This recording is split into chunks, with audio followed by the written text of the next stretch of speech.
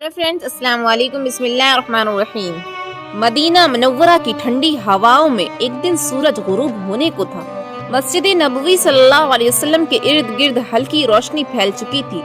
لوگ حضور صلی اللہ علیہ وسلم کی زیارت کے لیے آ رہے تھے۔ کچھ اپنے مسائل بیان کرتے، کچھ دعائیں لیتے اور کچھ صرف چہرہ مصطفیٰ صلی اللہ علیہ وسلم کو دیکھ کر دل کو سکون دیتے۔ انہی دنوں میں مدینہ کے ایک گوشے میں ایک غریب فقیر رہتا تھا۔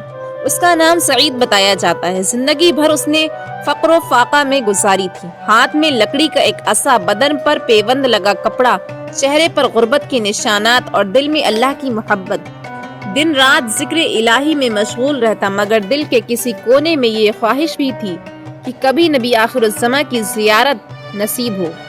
ایک دن چند صحابہ کرام رضی اللہ عنہم وہاں سے گزرے۔ انہوں نے اس فقیر کو دیکھا اور فرمایا، اے سعید، آج رسول اکرم صلی اللہ علیہ وسلم مسجد نبوی تشریف فرما ہے۔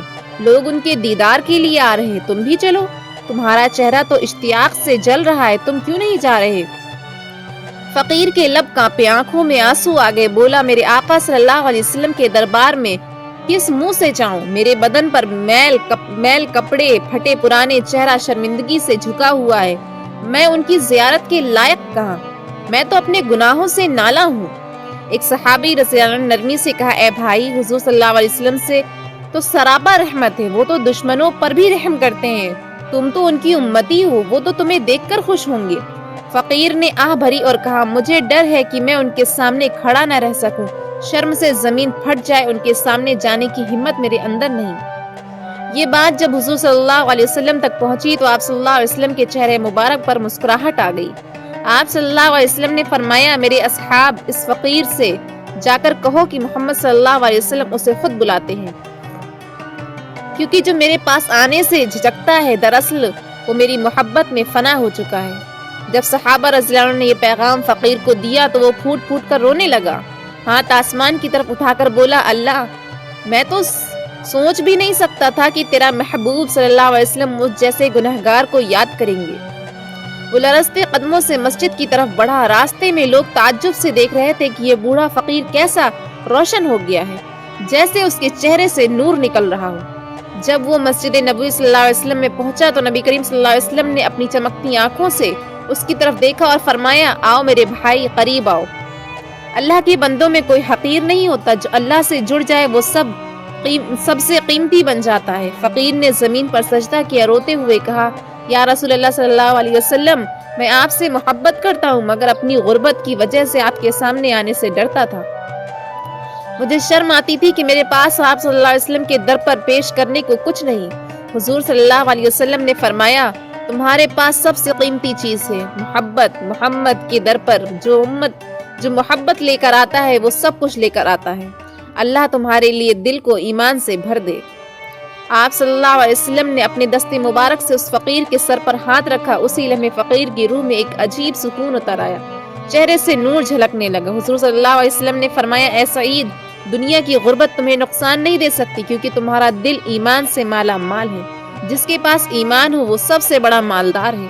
فقیر نے کہا، یا رسول اللہ، میری ایک تمنا ہے کہ قیامت کے دن آپ صلی اللہ علیہ وسلم کے قدموں کے قریب رہوں۔ حضور صلی اللہ علیہ وسلم نے فرمایا، جو دنیا میں دل سے قریب ہوتا ہے آخرت میں بھی قریب ہوتا ہے۔ تم انشاءاللہ میرے حوض کوثر پر میرے ساتھ ہوگے۔ یہ سن کر فقیر کے چہرے پر آنسوؤں کے ساتھ ایک مسکراہٹ آ گئی۔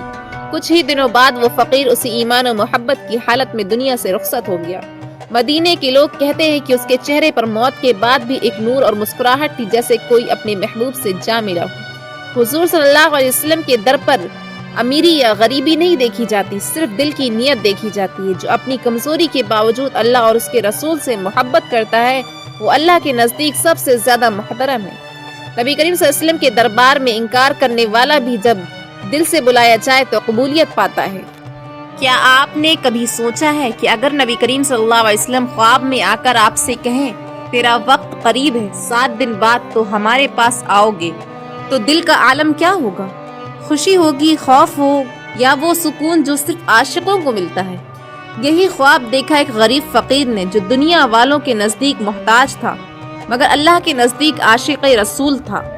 وہ کوئی عام شخص نہیں تھا، بلکہ وہ تھے حضرت بلال حبشی رضی اللہ عنہ کے والد حضرت رباح رضی اللہ عنہ۔ آئیے سنتے ہیں وہ ایمان افروز واقعہ۔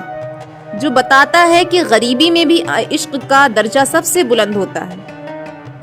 مدینہ منورہ سے تھوڑے فاصلے پر ایک چھوٹا سا کچا مکان، چھت بوسیدہ، دیواروں پر مٹی مگر اندر سکون۔ وہاں رہتے تھے حضرت رباح رضی اللہ عنہ۔ نہ مال تھا نہ دنیاوی عزت، مگر دل ایسا کہ ہر لمحہ اللہ اللہ میں مشغول۔ دن میں محنت کرتے، رات میں عبادت، کھانے کو صرف چند کھجوریں مگر چہرے پر نور۔ جب کوئی پوچھتا ہے رباح تم ہمیشہ مطمئن کیوں رہتے ہو، تو وہ مسکرا کر کہتے کیونکہ میں اس کے محبوب سے محبت کرتا ہوں، جس سے محبت کرنے والا کبھی خالی نہیں رہتا۔ ایک رات رباح رضی اللہ عنہ تھکے ماندے سجدے میں گر گئے، آنکھیں بند ہو گئی تو دل نے محسوس کیا جیسے کوئی نور ان کے ارد گرد چھا گیا ہو۔ اسی لمحے خواب میں نبی کریم صلی اللہ علیہ وسلم تشریف لائے، چہرہ مبارک سورج سے زیادہ روشن اور لبوں پر وہی مسکراہٹ جو دلوں کو سکون دیتی ہے۔ آپ صلی اللہ علیہ وسلم نے فرمایا اے رباح تیرے اعمال اللہ کو پسند آئے ہیں، تیرا وقت قریب ہے، 7 دن بعد تم ہمارے پاس آ جاؤ گے، غم نہ کرنا، میں تمہارا انتظار کروں گا۔ رباح رضی اللہ عنہ کے آنسو بہنے لگے مگر آنکھوں میں خوف نہیں بلکہ خوشی تھی۔ جب آنکھ کھلی تو دل کہہ رہا تھا یا رسول اللہ اب یہ دنیا میرا قید خانہ ہے، میری آزادی تو آپ کے قدموں میں ہے۔ صبح جب حضرت بلال رضی اللہ عنہ اپنے والد کے پاس آئے تو دیکھا ان کے چہرے پر غیر معمولی روشنی ہے۔ پوچھا ابا جان آپ کا چہرہ آج اتنا روشن کیوں ہے؟ رباح رضی اللہ عنہ نے مسکرا کر کہا بیٹے بلال میں نے نبی کریم صلی اللہ علیہ وسلم کو خواب میں دیکھا ہے، انہوں نے فرمایا کہ 7 دن بعد میں ان کے پاس آ جاؤں گا۔ بلال رضی اللہ عنہ کے آنسو رک نہ سکے، کہنے لگے ابا جان کیا اب آپ ہمیں چھوڑ کر چلے جائیں گے؟ رباح رضی اللہ عنہ نے بیٹے کا ہاتھ پکڑا اور کہا بیٹے موت جدائی نہیں ہوتی، جب عشق رسول دل میں ہو تو مرنا ملاقات بن جاتا ہے۔ پہلا دن گزرا، دوسرا دن، ہر دن کے ساتھ رباح رضی اللہ عنہ کی طبیعت کمزور مگر چہرے پر نور بڑھتا گیا۔ لوگ آتے اور حیران ہوتے یہ کون سا بیمار ہے جس کے چہرے سے خوشبو آتی ہے؟ رباح رضی اللہ عنہ مسکرا کر کہتے محبوب صلی اللہ علیہ وسلم کا وعدہ ہے، میری بیماری نہیں میری دعوت ہے۔ چھٹے دن مغرب کے وقت رباح رضی اللہ عنہ نے بلال رضی اللہ عنہ کو بلایا، کہنے لگے بیٹے کل جب فجر کی اذان دینا تو میری روح وہی سن کر نکلے گی۔ صبح ہوئی، مدینہ کی فضا میں نور بکھرا ہوا تھا۔ حضرت بلال رضی اللہ عنہ نے وضو کیا، اذان کے لیے کھڑے ہوئے۔ جب انہوں نے کہا اشہد ان محمد رسول اللہ، رباح رضی اللہ عنہ نے چہرے آسمان کی طرف اٹھایا، لبوں پر ہلکی مسکراہٹ آئی اور آنکھیں بند کر کے فرمایا لبیک یا رسول اللہ۔ اسی لمحے ان کی روح پرواز کر گئی، چہرے روشن، بدن پر سکون۔ حضرت بلال رضی اللہ عنہ چیخ مار کر گرے، آنسو بہنے لگے اور زمین پر سجدہ کر کے کہا یا رسول اللہ میرے والد آپ کے پاس پہنچ گئے۔